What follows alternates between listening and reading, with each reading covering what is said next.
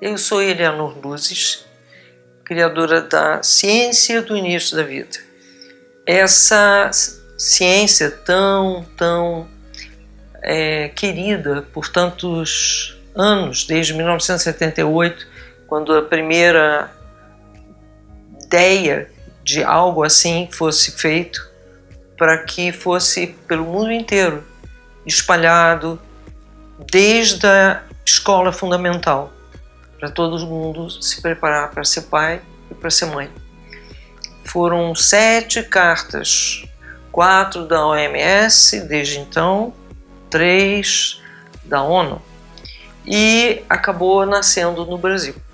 Foi defendida essa tese enorme, que está disponível no site cienciadoiniciodavidA.org, e ela é uma compilação de literalmente milhares de artigos e livros que existem desde a década de 50, a que não se dá ainda, não se deu ainda para o grande público. Então, essa TV está indo ao ar para fazer uma coisa que desde 78 o próprio Brasil foi signatário de vários e vários comprometimentos, devia criar uma educação para paternidade e maternidade, portanto, uma disciplina para o 2º e para o 3º grau. Então, essa TV vai estar o tempo todo falando sobre CIV e as coisas que ao longo de muitos anos eu venho descobrindo sobre isso e ajudando a muitas pessoas. Uma coisa muito importante e que já era um fato conhecido por Jung desde os anos 40, é que as crianças elas só refletem o problema que está no inconsciente dos pais. Então, a criança é um espelho. Eu costumo dizer que a criança nunca adoece. Ela apenas revela algo que está no inconsciente. Veja bem, pode ser neste momento que está acontecendo um problema. Por exemplo, os pais estão se desentendendo, as crianças ficam com medo de dormir, ou o que for, né?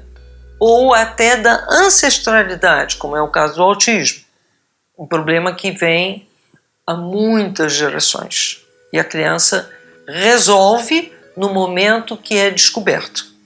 A criança sempre é tratada por uma única coisa: a verdade.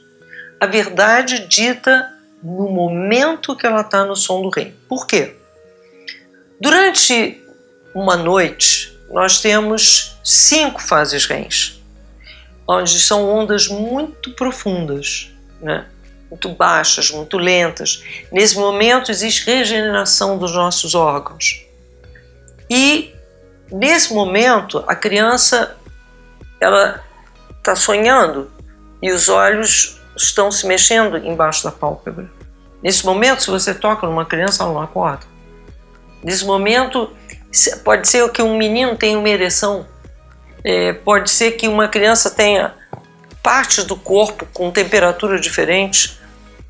Não é difícil acabar localizando uma fase REM. Mas nessa fase, se você fala a verdade, no dia seguinte a criança acorda, muito frequentemente, bem, aquele problema desapareceu.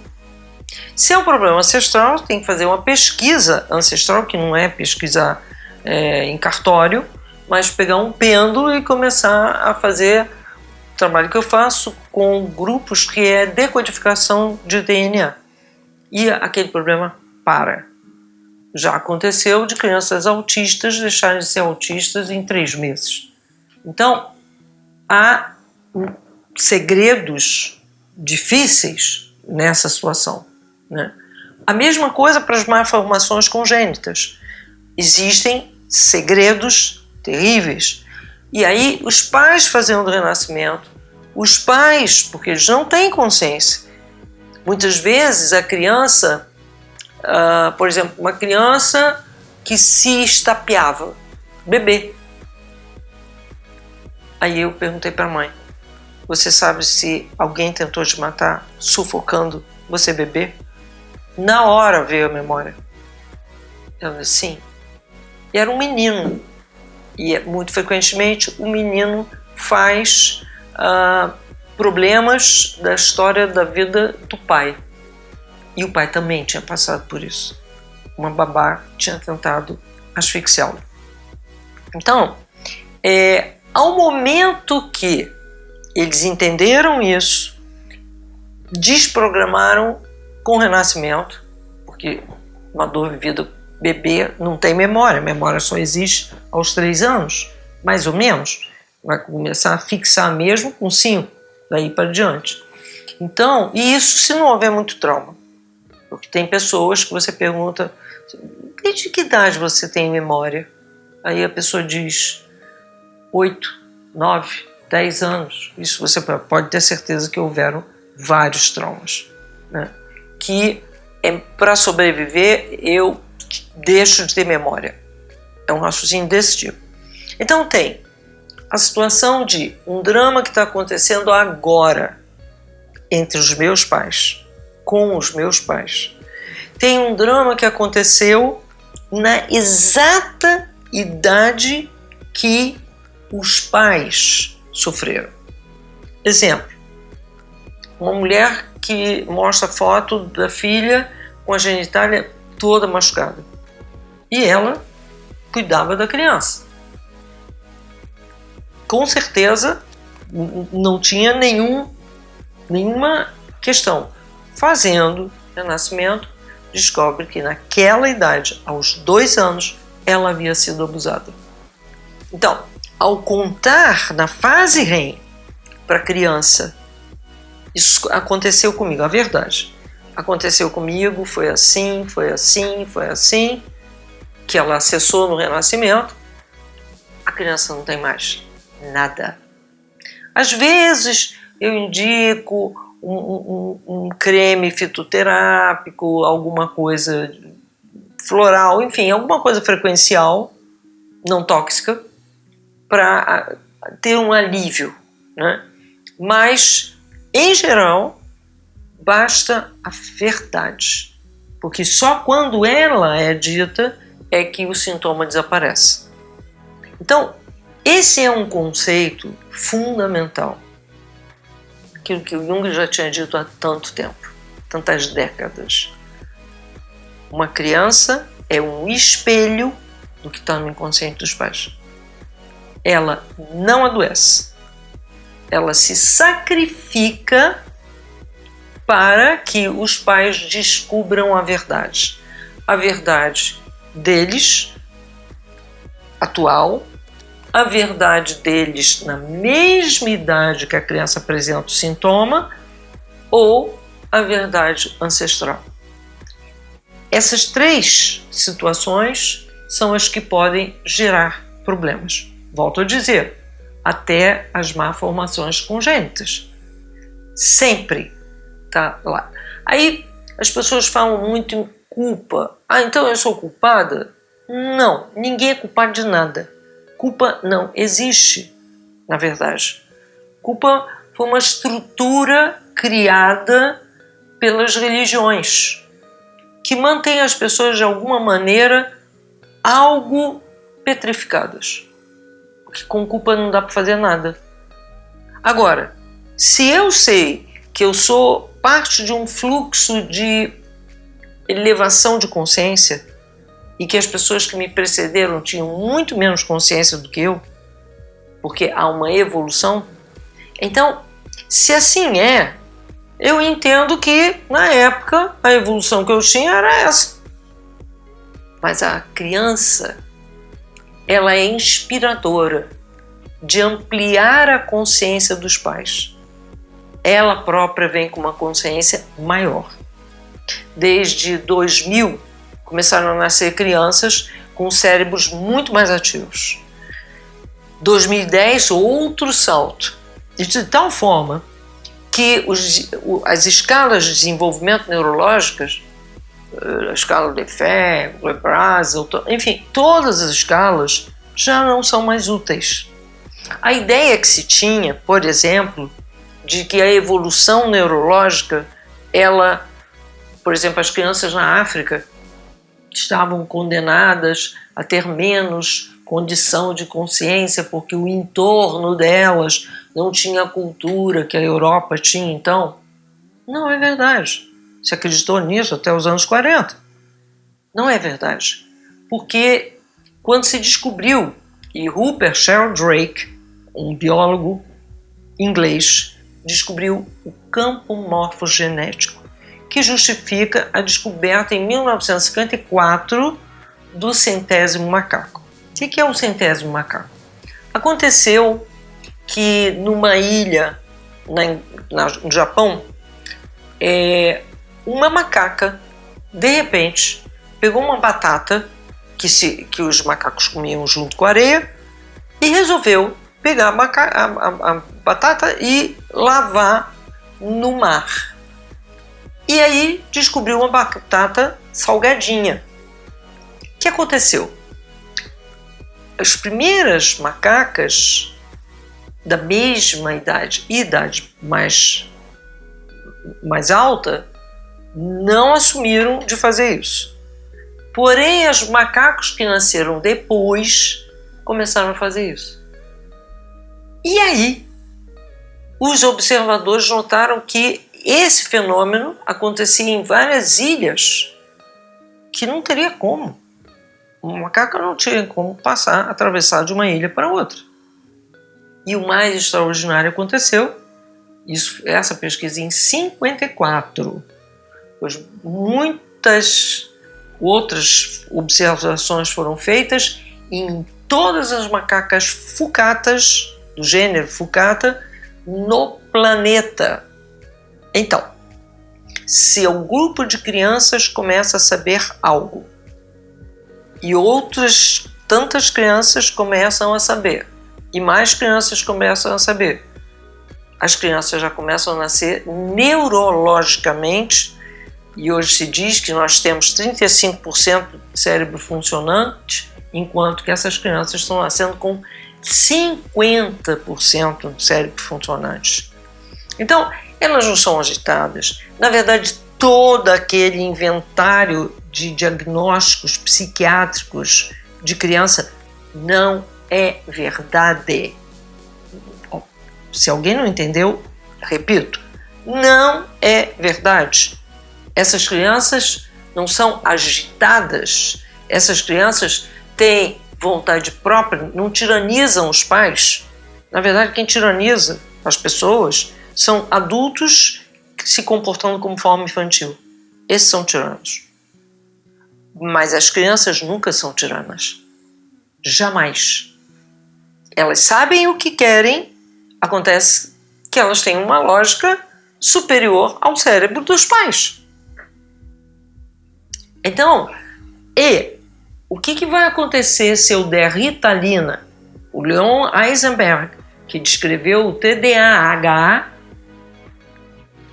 na sua morte, escreveu um testamento dizendo que ele tinha inventado para ganhar dinheiro da Ritalina. Doença que não existe. Mas qual é a consequência? E eu tenho casuística para dizer, uma pessoa de 40 anos que tomou Ritalina durante a infância não consegue um mês de emprego, não consegue estudar nada e vive na dependência dos pais, uma eterna criança. Neurônios destruídos. Se você resolve acreditar na doença que o próprio Criador escreveu no seu testamento, que ele inventou, porque mais e mais livros sobre TDAH no Brasil, os dois países onde mais isso é diagnosticado, Brasil e Estados Unidos, é uma tragédia o que está acontecendo. Lembrar sempre, meu filho não adoece nunca. Meu filho só espelha algo que eu não conheço. Algo que eu não conheço do meu cotidiano, algo que eu não conheço de mim quando eu tinha a mesma idade, especialmente se for do mesmo sexo. Ou algo que vem acontecendo há muitos ancestrais. Mas uma vez descoberto, seja um osso que não se formou, seja o que for, o coração que ainda está com um foramen inadequado para essa respiração, o que for, tem como resolver.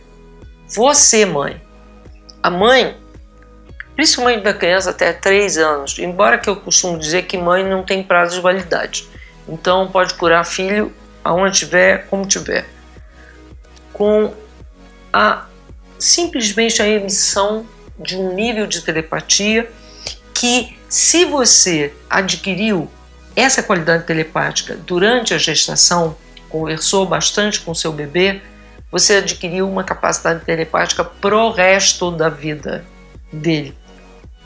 Então, é muito fácil que você, mais ou menos, meu filho está morando no Japão, ele está com problema X, e isso tem a ver com a gestação dele. Então eu vou falar com ele, mais ou menos, tal época ele está dormindo, em tal hora. Bom, então eu vou falar com ele, eu imagino que em tanto tempo ele deve estar entrando em fase REM, e você começa a falar, daqui a pouco ele te dá uma ligação, dizendo, olha só, aconteceu uma coisa incrível, aquele problema que eu estava, eu não estou mais. É por isso que eu digo, mãe não tem prazo de validade. Então ela pode curar, e pode curar. Mas a cura, porque aí que está, não sai daquela ideia religiosa de 14 mil anos, que existe culpa, e entra na ideia de que isso está me acontecendo para que eu evolua. E se você entrar nessa, nós vamos dar um salto como espécie.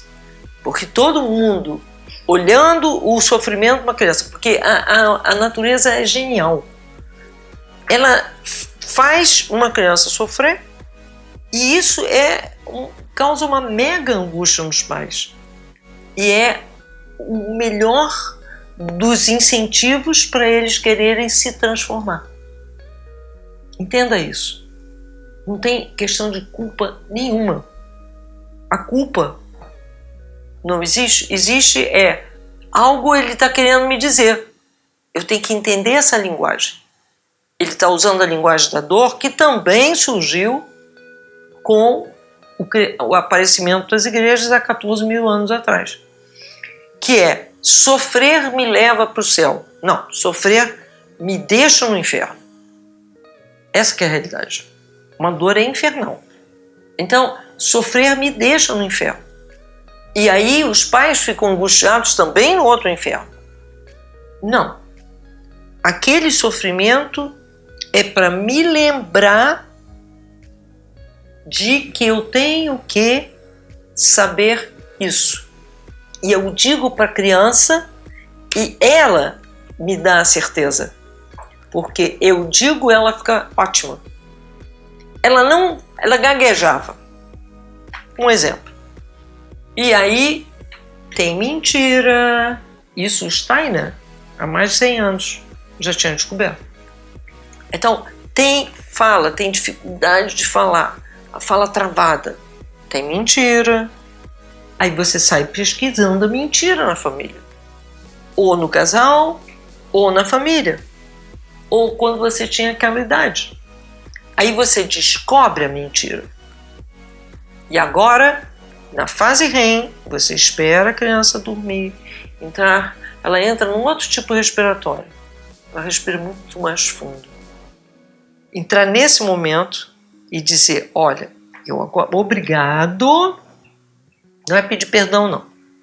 Não tem perdão aqui. Perdão é uma palavra grega que significa erro de alvo. Não é nada disso. Eu te agradeço porque ele veio lá de onde estava para te ensinar essas coisas. Ninguém é seu filho à toa. Todas as crianças escolheram, isso foi uma descoberta recente da Rússia, onde eles fotografaram que na alma que sai, porque o Ian Stevenson já tinha mostrado que a reencarnação é um fato científico, ele provou em 2.600 casos, mas depois outros autores provaram em mais não sei quantos milhares de casos. Tem até filme no YouTube baseado em alguns desses casos. Mas então o que aconteceu? Aquele DNA, aquela alma, saiu com aquele DNA e resolveu andar pelo universo e achou esse pai, essa mãe, que tem também no seu DNA histórias parecidas. E por uma afinidade resolveram que vamos ser pai, mãe e filho. Então, também na ancestralidade dele, no DNA dele, as histórias são parecidas. Então todo mundo vai crescer junto, se souber a verdade. Então não há nenhum pecado, existe apenas aprendizado. Então você vai e fala a verdade. Olha, eu descobri X mentira. Por exemplo, aqui no Brasil, muitas das imigrações não são pelo motivo que se diz. Pela guerra tal, pela guerra tal. Muito frequentemente, pessoas cometeram um crime no país de origem. Trocaram de sobrenome. E por isso que muita gente hoje que está querendo tirar a cidadania de um país europeu não está conseguindo. Porque há problemas de sobrenome. Há problemas com relação à cidade de origem. E outros problemas. E aí, aquela criança está ali com aquele problema. Normalmente, a questão da ancestralidade necessita de... Quando a criança apresenta problemas mais graves, é que necessita de uma investigação da ancestralidade. Mas nós temos essa dificuldade, porque normalmente há mentira. A mentira relativa a por que esse ancestral veio para cá. Mas não tem problema. Você usa o pêndulo e a radiestesia e você descobre o que você quiser. Não tem problema. É fácil. Fácil. Aprender a lidar com radiestesia não é nada difícil. Tanto não é difícil que muito antigamente, para vocês terem uma ideia, quando começou a existir uma medicina na Europa, era com radiestesia. E nos Estados Unidos também.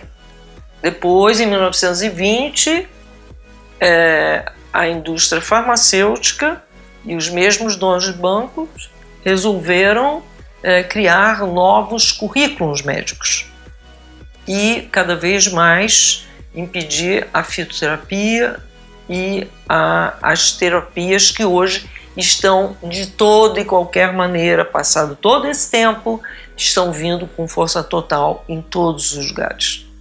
Então, lembrar, nós somos, um bebê é 90% água.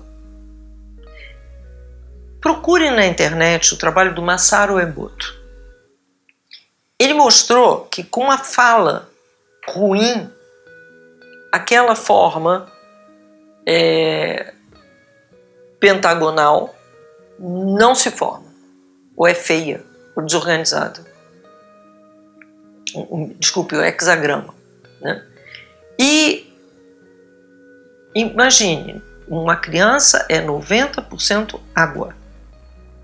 Portanto, as más palavras, as agressões, os palavrões agridem a água nessa criança. E nós também. Então, que quando vamos envelhecendo, vamos perdendo água, mas de toda qualquer maneira, ainda dominantemente somos água. Então, vê bem, nós, além de sermos água, há um fato importante que o Keshe, da Keshe Foundation, descobriu, que é os elétrons. Lembra Heisenberg falando isso em 1920, ele dizendo que a observação do olhar de uma pessoa altera a órbita de um elétron? Pois é, o Keshe descobriu que quando uma célula não funciona ok, é porque o spin do elétron, que é para onde ele gira, está errado. E com isso, ele criou pequenos artefatos que são não movidos a nenhuma energia, nem pilha, nem eletricidade, e que consegue dar essa informação magneticamente para tirar uma dor, acelerar um processo de fratura. Enfim, nós estamos entrando numa era que é uma era das frequências. E curiosamente, as crianças que estão vindo desde 2010 são muito sensíveis às frequências. Elas respondem a um floral, se estão tossindo, que você bota 2 gotinhas num difusor e tem floral, óleo essencial de eucalipto. Enfim, é uma outra história.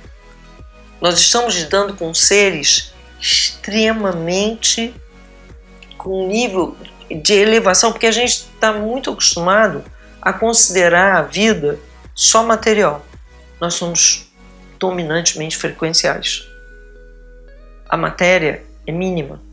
Mesmo o DNA, hoje, pelos estudos russos, do Piotr Gurdjieff e os eslovenos e muitos outros, até americanos também, se chegou à conclusão que o que eles chamavam no projeto Genoma de DNA lixo, que era então 10% do DNA, obviamente que a natureza não faria uma besteira dessa.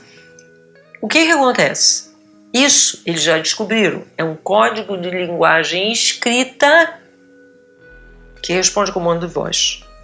O Gurdjieff chegou a melhorar e curar o DNA das pessoas que haviam sido irradiadas por Chernobyl.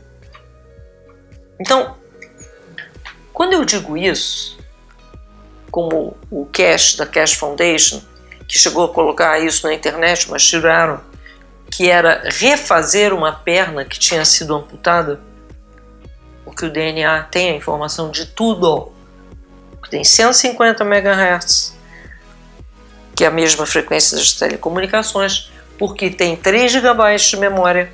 Então, se você fechar o olho, se você relaxar bastante, não seguir tua mente, que a mente mente, então, ouvir o que o DNA fala para você.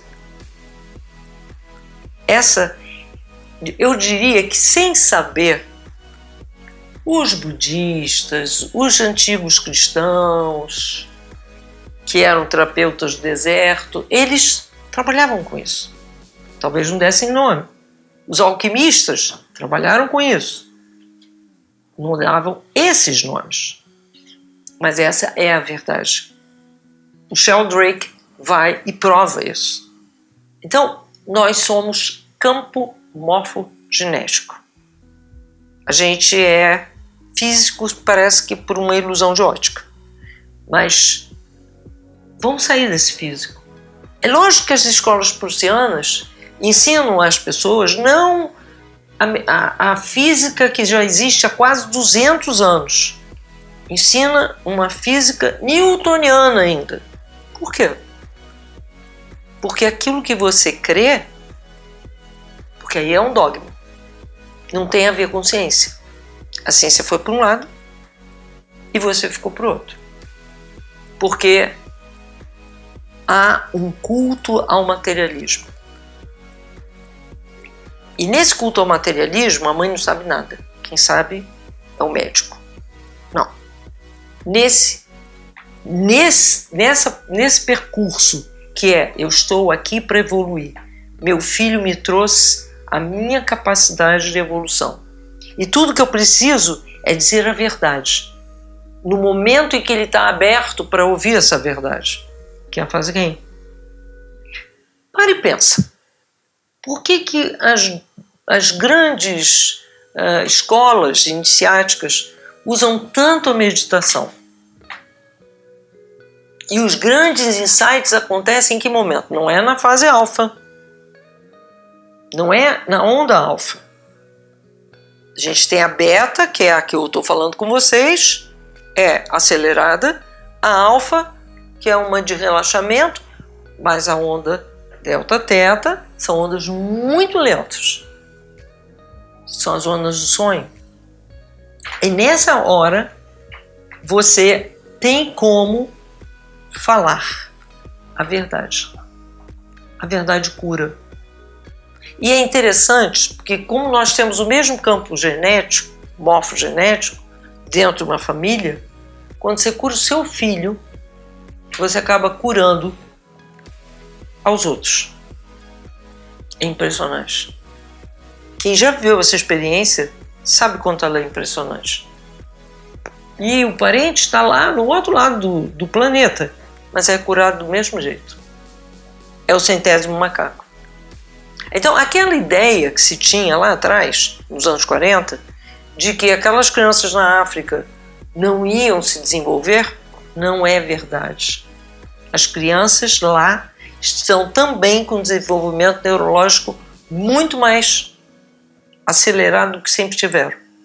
Hoje você observa uma criança que acabou de nascer, ou tem muito pouco tempo de nascida, e já faz movimentos que antes não se fazia. Criança que com 7 dias de nascida é capaz de fazer isso. E outras coisas. Como eu já vi. Como?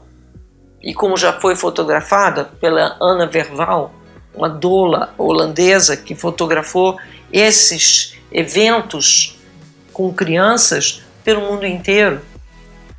Lá perto de Mumbai, onde tem o centro do Kelkar, que ele trabalha as pessoas para terem filhos conscientemente durante tempos antes de casarem, se preparar para conceber, as crianças serem gestadas conscientemente e terem um parto tranquilo, respeitoso, efetivamente espiritual, porque o parto não é um fato matéria. Criança não é um saco, sabe? Um saco de matéria orgânica. Não. Criança é um ser, uma alma, e um ser mais elevado do que os que estavam precedendo a eles na Terra. Então, e assim essas crianças são tratadas.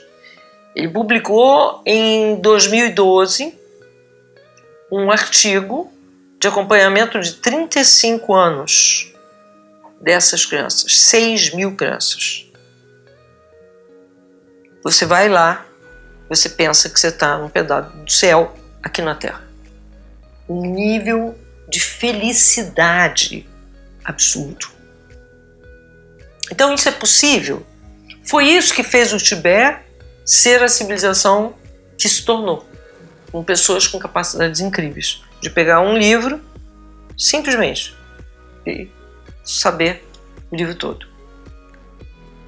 Ter capacidade de telepatia, de telecinesia, ter capacidade de secar uma toalha molhada nas costas a 24 graus abaixo de zero.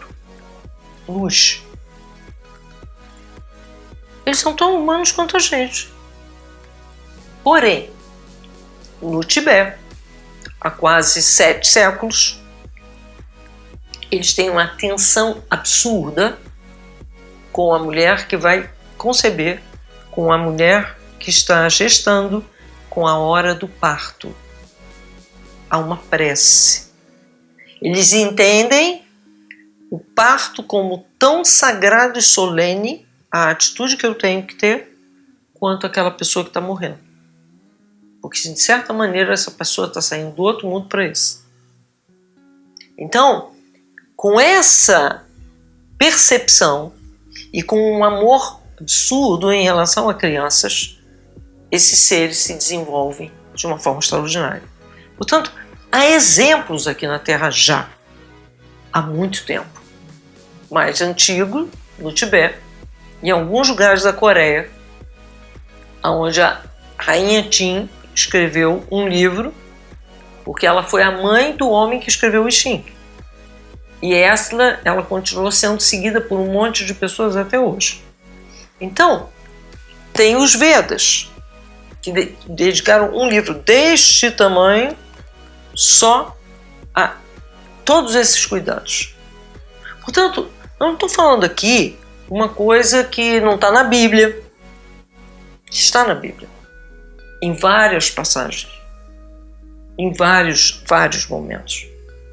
Todos os nascimentos importantes de pessoas que fizeram uma transformação importante na história bíblica, sempre foi avisado como iriam nascer. Sempre. E que a mãe teria que ter cuidados durante a gestação.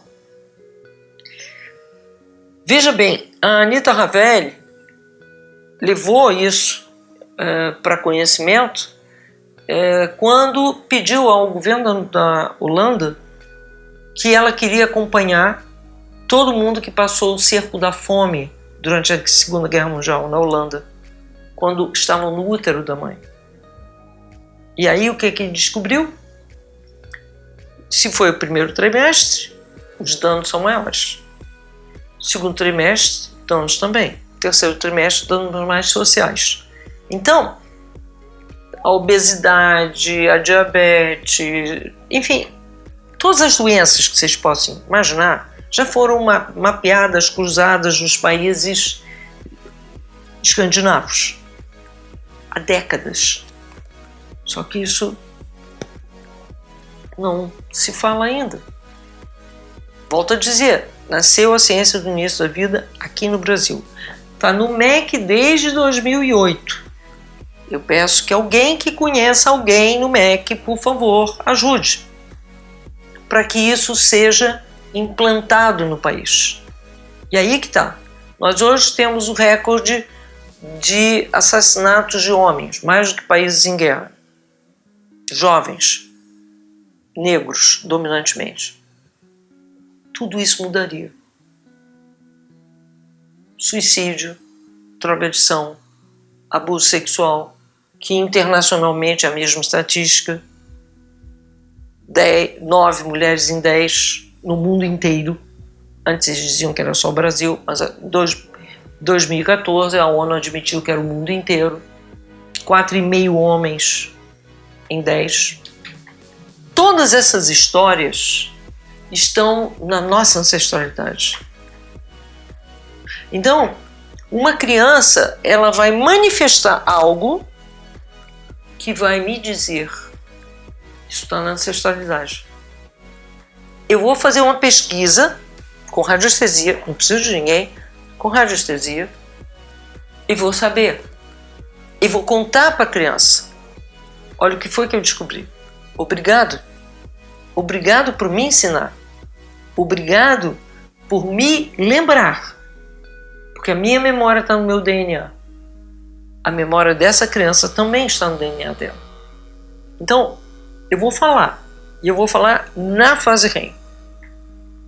E essa fase é a fase que me dá a abertura, e era a fase que todas as tradições usaram.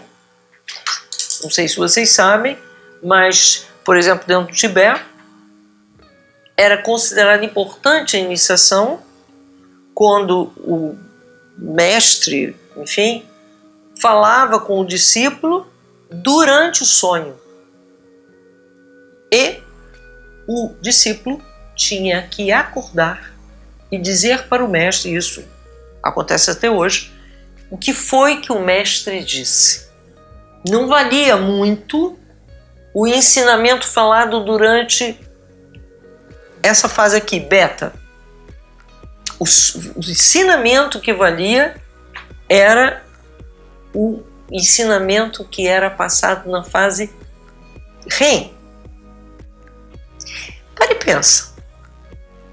Eles conseguiram coisas que o resto do mundo não conseguiu, em termos de capacidade humana.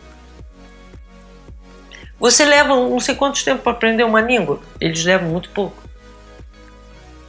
Eles fazem o que eles querem em termos de conhecimento. Qual o conhecimento que eles querem? Eles têm. Por quê? Eles desenvolveram e investiram no desenvolvimento da capacidade humana. Por que nós não fazemos o mesmo? Agora, vai lá ver qual é a incidência que eles têm de uso de droga, de assassinato, de suicídio. Estranho, né? Não tem nenhuma. E nós aqui gramando com números horríveis. Não só nós. A Europa, os Estados Unidos. Por quê? Porque nós insistimos que a nossa existência é material e só. A gente aprendeu isso na escola. Quem, de alguma maneira, formatou essa educação prussiana, fez questão de que você não soubesse que está em você. Há muitas vezes, hoje em dia, um monte de livros dizem isso. A verdade está em você. Mas você não sabe aonde procurar. A verdade está lá nesse estado. E alguém pode te ajudar. Quando você é criança, alguém pode te ajudar. Sua mãe pode te ajudar. Falando com você a verdade que ela descobre usando um pêndulo na fase REM. Fazer a mesma coisa, para e pensa, a mesma coisa que os monges fazem com os iniciados lá no Tibete há pelo menos uns 7 séculos. A mesma coisa. Eles não têm doença, têm um nível de saúde fantástico. Então, é aquela coisa. Nós sabemos que funciona. Civilização no planeta que vive 150, 160 anos e as pessoas têm a cara de 40, também existe. Perto da região do Tibete. Também existe. Nós não estamos criando nada novo que nunca foi testado. Não.